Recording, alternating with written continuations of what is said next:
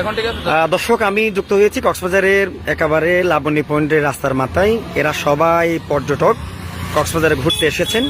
তারা ইতিমধ্যে রুম না পেয়ে তারা ফুটপাতে অবস্থান করছেন। এখানে শিশু থেকে শুরু করে এখানে বয়োবৃদ্ধরাও আছেন এবং সবাই এসে তারা হতাশ হয়ে পড়ছেন এবং কক্সবাজারের বিভিন্ন জায়গায় তারা রুম খোঁজার জন্য গেছে, এখনও পর্যন্ত রুম পায় নাই। তবে রুমটি তারা যেহেতু অনেক দূর থেকে আসছে, তারা বলে আসেনি, ওই কারণে একটু তারা সমস্যায় পড়ে গেছেন। আমরা একটু কথা বলবো। আসলে আপনারা তো এখানে এসেছেন, কোথা থেকে আসছেন একটু বলবেন? মানিকগঞ্জ থেকে। তো এত মানুষ আসছেন, আপনারা রুমের জন্য বলেন নাই যে? কতজন আসছেন?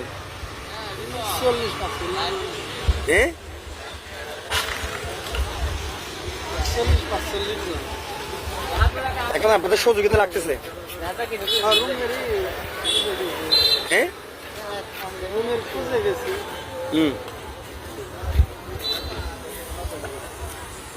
দর্শক, তিনি বলছেন যে রুম খোঁজার জন্য গেছেন। আপনি বলেন তো, একটু রুম তো পাচ্ছেন না, রুমের জন্য আপনারা কি সমস্যা এখন? মানে আমরা খুঁজতেছি রুম, ওইভাবে পর্যাপ্ত পরিমাণে রুম নাই, পাচ্ছি না, খুঁজতেছি। কিছু গেছিলাম, মানে পাই নাই, মানে ঘুরে আসলাম।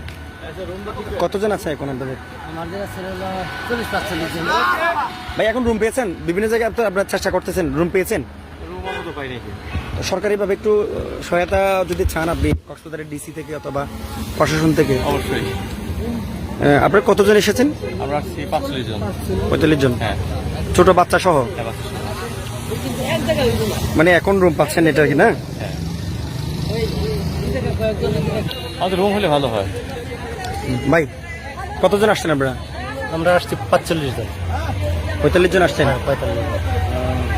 তো আমাদের প্রথমে আমরা একটু নিজেরা একটু চেষ্টা করি, যদি হয় তাহলে তো ভালো, না হলে আমরা প্রশাসনে দ্বারস্থ হবো। দর্শক, তারা বলছেন যে এখনো পর্যন্ত রুম যেহেতু পায় নাই, তারা সহযোগিতা চাচ্ছে। এরা সবাই মূলত যে তাদের ব্যাগ এবং সব কিছু নিয়ে এখানে এসেছেন। কক্সবাজারে একটি সমস্যা এটা হচ্ছে কি, মূলত আসতে হয়, তারা জেনে আসতে হয়।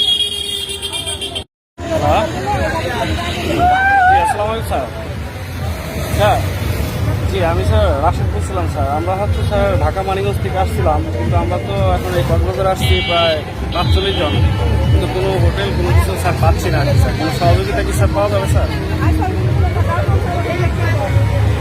পথের মধ্যে এখন ফুটপাতে আছেন? আমরা স্যার এখন হলো ফুটপাতে প্রায় 1.5 ঘন্টা যাবত আর কি আমরা সব মুভ করতেছি। এখন স্যার আমরা তো ফার্স্ট মানে বান্দরবন ছিলাম হলো ওইখানেও পাইনি, ভাবছি ওইখানে পেয়ে যাবো, তো ওইখান থেকে পরে লাস্টে এখানে আসছি, এখানে হয়তো অ্যাভেলেবল হবে, এই কারণে আর কি এখানে আসলাম স্যার।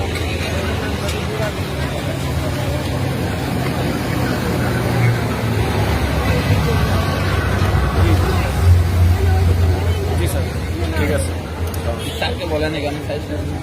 কি বলেছেন ডিসি সাহেব, কি বলছেন? জি স্যার, বলে টুরিস্ট পুলিশের নাম্বার দিচ্ছে, কথা বলেন। আপেল মাহমুদের নাম্বারটা দেন, আপেলের নাম্বারটা দেন, আপেল কথা বলেন। এই পর্যটকদের মধ্যরাত পর্যন্ত তারা সেখানে ছিলেন এবং তারা কক্সবাজার ডিসি সালাউদ্দিনের সাথে এবং কক্সবাজার টুরিস্ট পুলিশের অতিরিক্ত ডিআইজি আফেল মাহমুদের সাথে তারা ফোন করেন এবং তাদেরকে সহযোগিতা করা হয়েছে এই নাম্বারগুলো দিয়ে, এবং তাদেরকে আশ্বাসও দেওয়া হয়। এবং কক্সবাজারের লাবণী পয়েন্টের পার্শ্ববর্তী যে সকল হোটেল আছে এবং যে কটেজগুলো আছে, সেই কটেজগুলোতে রুম পাবার জন্য তারা চেষ্টা করে গেছেন।